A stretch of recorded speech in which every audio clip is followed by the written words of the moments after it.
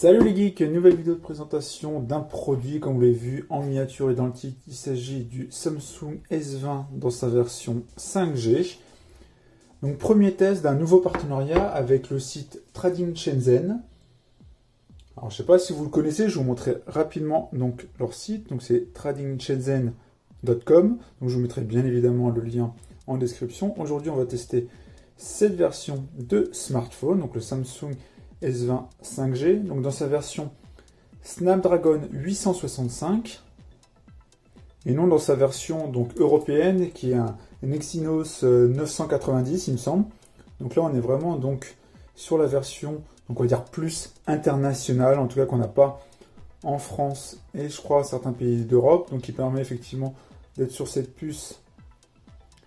Donc ici Snapdragon 865 qui est une puce 5G. Donc on va être sur un appareil avec triple capteur photo, un 64 millions de pixels, un 12 millions de pixels aussi, enfin, et deux autres de 12 millions de pixels il me semble. On a un écran AMOLED 120 Hz, on a de la mémoire, on a 12 Go de LPDDR5 et on a 128 Go de stockage en UFS 3.0, donc qui est de la ROM vraiment très rapide. Il est en 5G, il a 4000 mAh de batterie avec du fast charge 25 watts. Et on a normalement donc des écouteurs AKG inclus. Moi aussi, ça va être la version Color Grey. Vous pouvez voir qu'il est fourni avec le firmware international.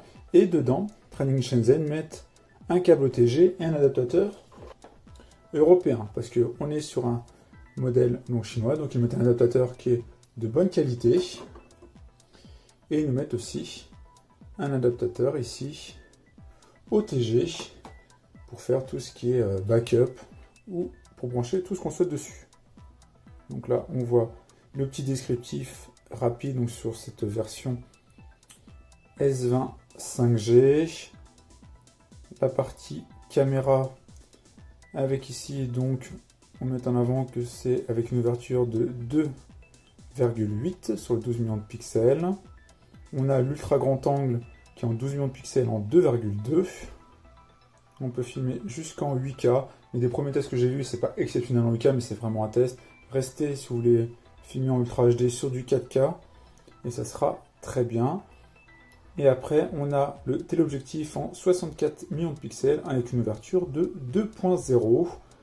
Donc c'est une optique donc a priori hybride avec x3 en optique et en x30 en numérique. Mais donc là, vous n'attendez pas à avoir de la super qualité. On peut faire du slow motion à 960 fps. Bien évidemment, ça ne sera pas sur la 20K. Il me semble que c'est sur le 1080p. Là, on voit quelques visuels. On est sur une résolution donc, de cet écran 120 Hz en 3200 par 1440 pixels. On est ici sur le modèle classique, donc S20 en 6,2 pouces. Sachant qu'après, il y a les versions Ultra en 6,9 et plus en 6,7. Mais personnellement, je voulais un écran plutôt petit, comme ici mon Huawei P30. Parce que dès que c'est trop grand, je trouve que c'est pas super pratique au quotidien. Donc là, ils mettent en avant le Fast Wireless Charging 2.0 technologie, donc parce qu'il peut se recharger donc en wireless, donc avec un rechargeur à induction en 15 watts, sans câble. Sinon, on a le rechargeur USB-C en 25 watts. Performance bien évidemment au top avec ce processeur 865 de Snapdragon 865 qui a une cadence de processeur de 2,84 GHz et qui est couplé avec un GPU Adreno 650. Donc on a vraiment ce qu'il faut. En plus avec cette RAM de 12 Go en LPDDR5, franchement vous n'avez aucun problème. Vous pouvez faire tourner absolument tous les jeux du marché. Là on voit les différentes batteries, donc 4000 mAh. Donc voilà pour cette petite vue rapide sur le site de Trading Shenzhen. Je mettrai bien évidemment le lien en description. Maintenant, on va faire un petit tour de la boîte ultra épurée comme d'habitude chez Samsung. Ici, donc Samsung Galaxy S20 5G.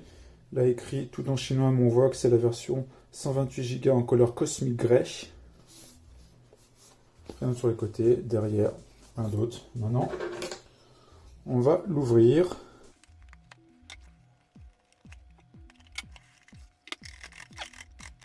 On a la petite pochette ici, l'extracteur de carte SIM. Dedans, on va se retrouver avec la bonne surprise. Je ne m'attendais pas à une petite coque là de protection. Hop. La petite documentation, bon, on va dire habituelle. Ici, on a notre smartphone. Donc, avec ici une petite protection. Alors, en général, il est ouvert pour mettre la bonne ROM, etc. Donc, c'est pour ça qu'on ne se retrouve pas avec la première coque. Sachant qu'ils ont rajouté ici, vous pouvez voir, un film écran, ce qui est plutôt bien. Là, on voit donc derrière nos trois objectifs, 64 millions de pixels, 12 et 12. Ici, on a la étiquette classique. On a cette couleur ici, gris, vraiment très très sympa. On va défaire la petite étiquette là. On va rajouter bon, les étiquettes habituelles. Là, carte, je pense, de garantie. On a notre ici bloc secteur. Donc super fast charging. Donc on voit les différents voltages. On va jusqu'à du 3 ampères. USB-C. Évidemment, ils nous ont fourni ici cet adaptateur.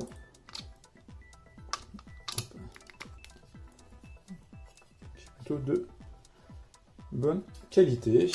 Donc on a ça. Ici, on a, je sais pas si c'est juste un calage, je pense.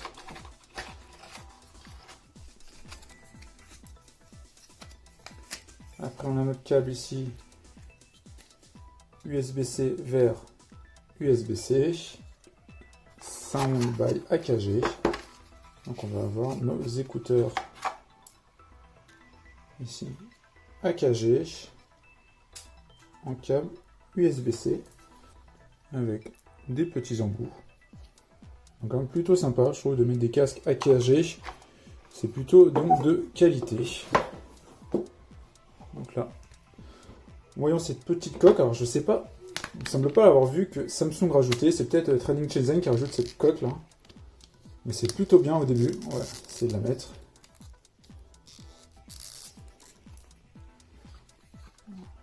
Bien la mettre comme ça.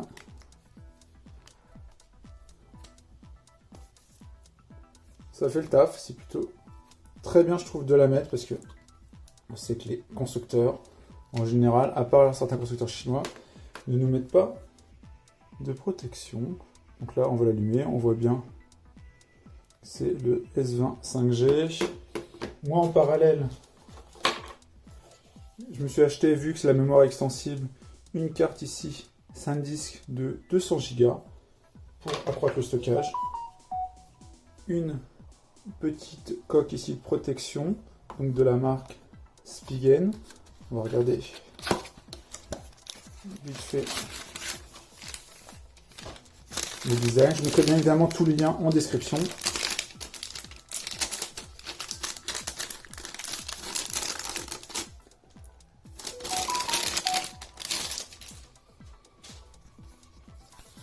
Donc on est sur une coque un peu esprit ici, métal et carbone.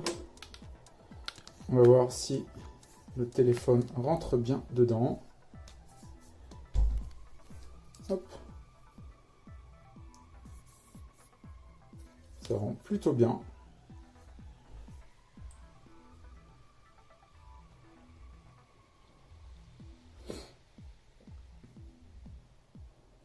Donc là on voit effectivement de base qu'il a l'air effectivement d'être en allemand.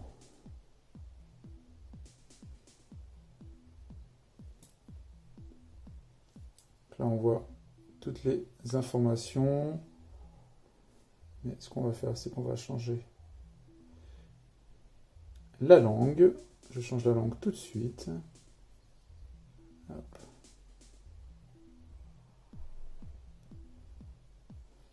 Ce que je fais, ça va être plus simple. Je configure vite fait le téléphone. Je le mets comme ça en français. Je le connecte à mon réseau Wi-Fi.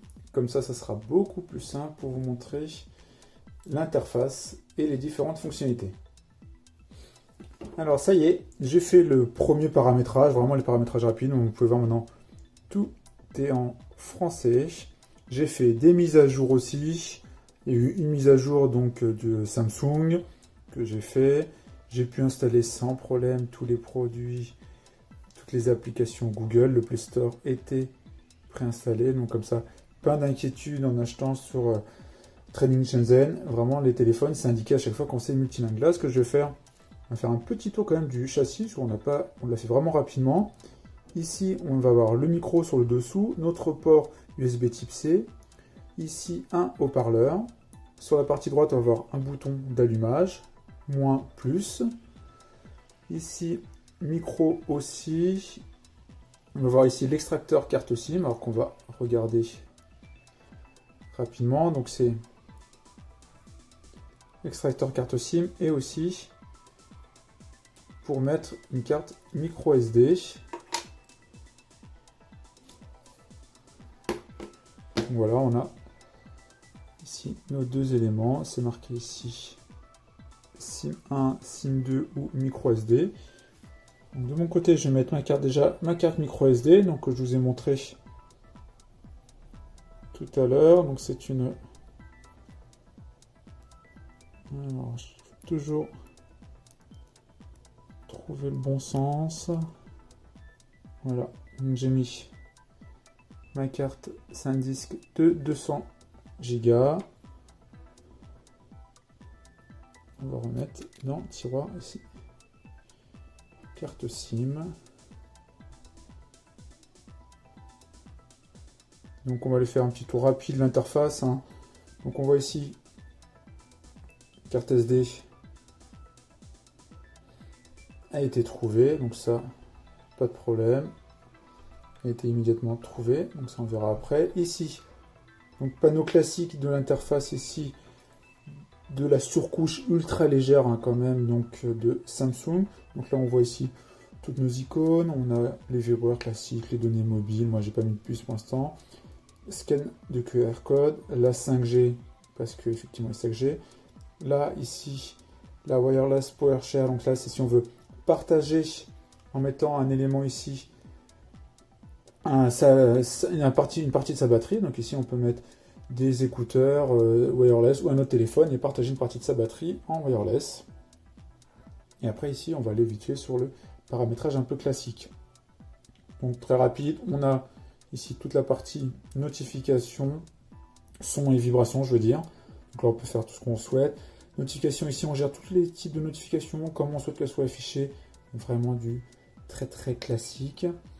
La partie écran, donc on a deux thèmes, clair, le classique sombre. Écran AMOLED, donc il est préférable de mettre sombre. La luminosité, adaptative ou pas. Le filtre de lumière bleue, très important à activer. Le mode de colorimétrie, soit vif, soit naturel. Et après voilà, on peut adapter comme on souhaite. Si on met du naturel, ça désactive par contre le filtre de lumière bleue. La taille de la police, là on peut mettre plus ou moins gros. Personnellement, je préfère des polices petites, donc c'est pour ça que je mets ici. La résolution de l'écran, donc on a soit du HD+, soit du FHD+, donc en 2400 par 1080, c'est ce qu'ils mettent de base, ou du WKHD+, donc là on est sur du 3200 par 1400.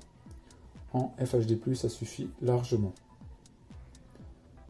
Mise en veille, écran d'accueil, mode simplifié, application latérale, ici on peut afficher une barre d'application latérale, et on a aussi ici les notifications lumineuses. Quand on a un appel, on peut avoir ici des... je vais mettre là. On peut avoir ici l'appareil qui s'illumine légèrement. La barre de notification, c'est les boutons ici du bas. Donc soit on peut être en mode classique afficher les boutons, soit avec des mouvements, comme ça. Personnellement, ce que je préfère. Et en plus, ce qui est bien fait vraiment sur Samsung, c'est qu'on peut choisir le type de mouvement, soit des mouvements par le bas, soit sur le côté. Personnellement, je préfère sur les côtés pour faire les retours comme ça. Vous pouvez voir.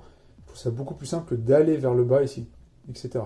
Même si c'est un écran, un smartphone qui est contenu avec son écran de 6,2 pouces, qui est très d'ailleurs, vous pouvez voir ici, borderless. Je vous montre rapidement quand même l'écran, parce que on voit, on a un menton quand même qui est tout petit. Ici, on a le poinçon de notre caméra qui est du 12 millions de pixels aussi de mémoire.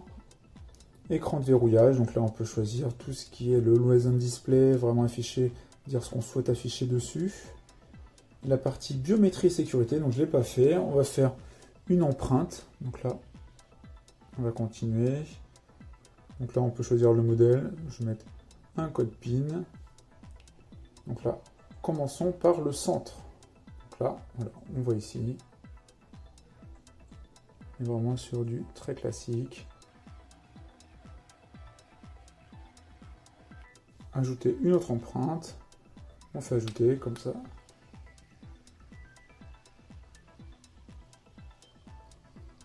Comme ça, on fait les deux mains en même temps.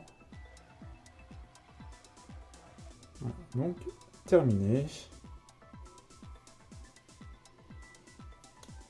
Maintenant, on va voir ici. Double tape d'ailleurs allume l'écran. Voilà.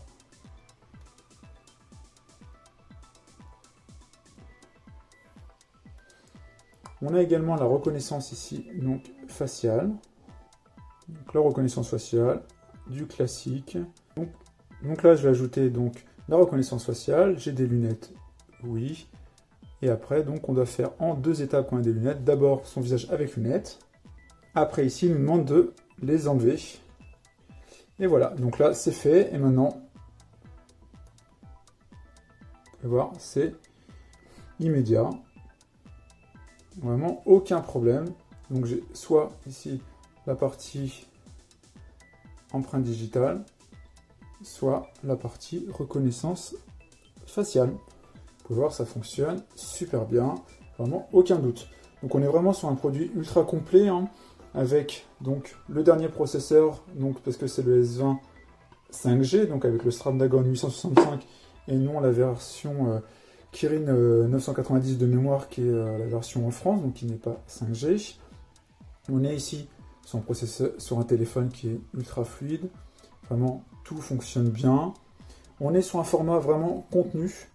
Moi, c'est ce que j'aime bien cette couleur un peu gris comme ça. Alors, ça prend énormément les marques de doigts, bien évidemment. Je vais mettre une coque de protection. Donc, soit vous avez la coque ici qui est fournie, transparente, classique. Et moi, je me suis acheté, comme j'ai montré tout à l'heure, ici, de la marque Spigen ou Spigen. Cette coque qui est vraiment très, très solide. Autres éléments qui sont donnés, donc cette fois par Training Shenzhen, c'est l'adaptateur pour la prise européenne, bien évidemment, et un câble OTG qui vous permet de brancher une clé USB ou autre. Voilà. Donc, c'est ce qui est vraiment très pratique. Là, c'est pour le transfert de données. Maintenant, c'est l'interface pour les transferts de données. J'ai pu voir que j'ai mis aussi ici dans le tiroir une carte micro SD ici, SanDisk Ultra. Donc, c'est une micro SD XC pour un meilleur débit, donc qui normalement fonctionne très bien. J'ai aussi acheté une protection d'écran en verre trempé, donc en 6D comme ils disent, donc qui est vraiment anti-bulle, sachant que, comme vous avez pu le voir, de base il y a une petite protection qui a été mise, donc je vais voir si laquelle je garde dans un premier temps. C'est vraiment quand même très complet. Petit élément qu'on n'a quand même pas vu, parce que l'interface classique, téléphone, contact, il y a même une fonctionnalité page jaune, c'est vraiment très complet, mais du classique. On a la partie SMS, on a navigateur internet de base, mais bien évidemment, moi je vous conseille d'utiliser Chrome. Après, on a quand même l'appareil photo. Donc l'appareil photo, alors... Donc là, il me dit que j'ai une carte SD qui a été insérée, donc où je souhaite stocker. Donc bien évidemment, je souhaite stocker sur la carte SD. Donc là, on est sur l'interface photo, qui est quand même ultra complète, comme d'habitude. Là, on a la partie donc paramétrage, optimiser les scènes, aide au cadrage, angle selfie intelligent, numériser les QR codes, déclencher donc le bouton vers le bas prend une rafale. La résolution donc des vidéos ici, donc on voit, on peut mettre soit ici en 8K, soit on peut mettre 16 neuvième et on peut définir un peu le format qu'on souhaite. Moi je vais mettre ici en FHD et je vais mettre en 60 fps pour plus de fluidité. Et après on a différents ratios. Pour la photo, option d'enregistrement, on va regarder quand même. On peut enregistrer des RAW. On peut faire des photos AIF, enregistrer les photos sous forme d'images haute performance pour économiser de l'espace. Là, c'est vraiment pour l'économie d'espace. Option d'enregistrement avancée. Donc là, on peut mettre du HDR plus 10. Donc, ils disent que c'est en test. Changer ici la partie codec. Teinte selfie. Là, on peut choisir vraiment la teinte qu'on souhaite pour ces selfies. Plutôt pas mal. Photo quand même perçue. On peut afficher ou pas la grille pour aider à la prise de vue. Des tags de localisation. Les différents modes de prise de vue. On peut faire des contrôles vocaux. Prenez des photos en disant sourire, cheese, etc.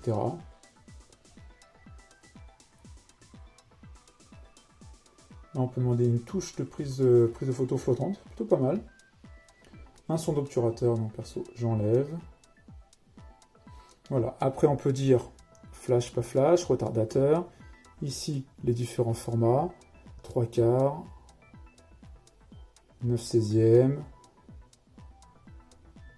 1 pour 1, donc là on est sur un carré, plus pour les réseaux sociaux, full, ça prend tout l'écran du smartphone. Moi je suis plus, ici, du 3/4. Après, alors je regarde ce que ça cache ça. Photo avec mouvement activé. Et là, on a des différents filtres. Donc on peut s'enregistrer ici des filtres. Et je pense à les création de filtres. On peut créer ses propres filtres. Hop, on peut mettre un filtre beauté, filtre corps. Donc voilà. Là, on a les différentes teintes, un peu classiques, hein, sur tout le téléphone. Avec les noirs et blancs, etc. Et on peut en télécharger d'autres, comme on peut voir ici. Interface vidéo, donc là, interface, on va dire, classique.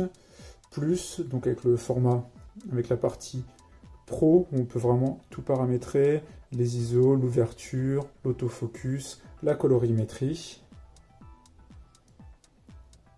Après, on va voir la partie panorama classique, photo de nourriture, mode nuit. Vraiment, ils font de très belles photos de nuit. Hein, là, on peut voir les différents objectifs entre grand angle, ici standard, on va dire, et là, macro. Et on peut ici vraiment dire la taille du zoom. C'est plutôt très bien fait, je trouve.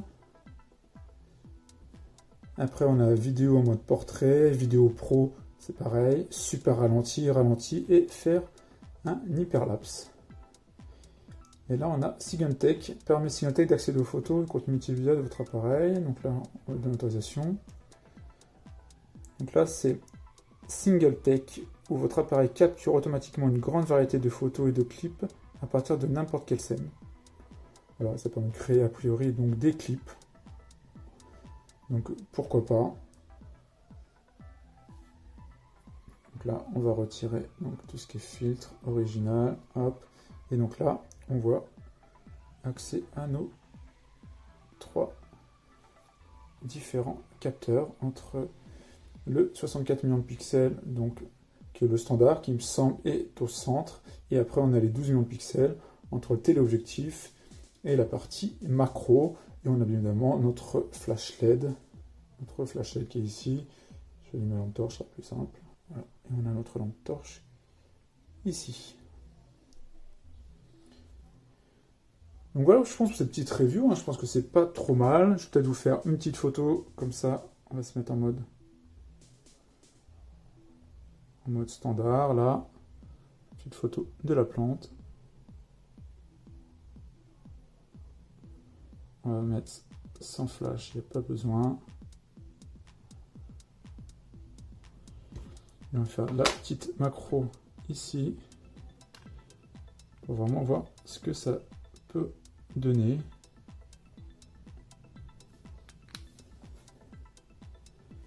Donc là on va avoir ici le mode macro, on voit très bien les détails. Même quand on zoome, c'est plutôt très bien. Et ici en mode standard, on voit bien tous les détails de la plante avec les différents effets de flou aussi des éléments extérieurs. Ça a l'air vraiment plutôt prometteur. J'espère en tout cas que cette vidéo vous a plu. N'hésitez pas à me le dire en commentaire si vous avez des questions sur ce téléphone, qui n'est pas donc la version classique. Donc, et en tout cas que vous pouvez retrouver sur Training Shenzhen. Je vous mettrai le lien en description. Je mettrai aussi le lien en description, je pense, des différents accessoires si ça vous intéresse. Ça peut toujours être bien d'avoir ici une coque, des protections d'écran. Et puis une carte mémoire, c'est toujours important et surtout bien choisir une bonne carte mémoire. C'est vraiment très important. J'espère que cette vidéo vous a plu. N'hésitez pas à la partager, à liker. C'est très important pour faire connaître la chaîne et puis aussi pour débuter, pour soutenir ce nouveau partenariat avec justement ce site Training Shenzhen. Bientôt, je vais vous tester une tablette, celle de Huawei, la Huawei MatePad Pro, qui est aussi via le partenariat avec Training Shenzhen. J'espère en tout cas que cette vidéo vous a plu. C'est le cas, n'hésitez pas à liker, à partager. On se retrouve pour plein d'autres vidéos. Ciao les geeks!